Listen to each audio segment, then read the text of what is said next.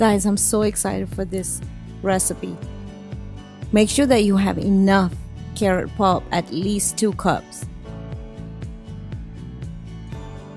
While the pulp is coming out, make sure that you take out all big pieces that should not go in the batter.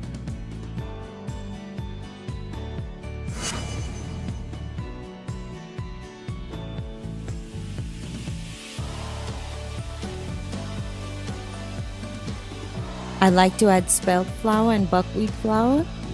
They're both ancient grains.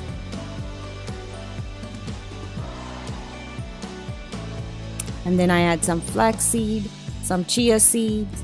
You can be as flexible as you want in this process. Add any spices that you like. I like cinnamon, mace, ginger, and vanilla.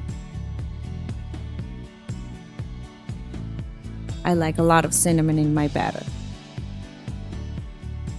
Mix all the dry ingredients together. Take out any big pieces.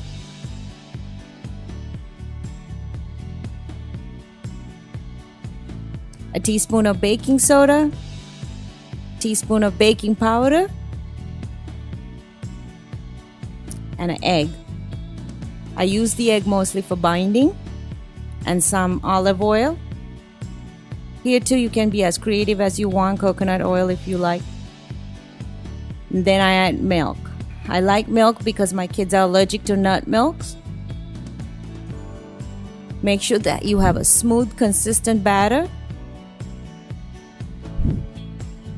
Add some brown sugar, some Maca powder,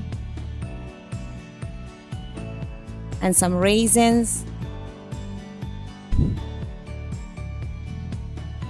Raisins gives an extra added sweetener.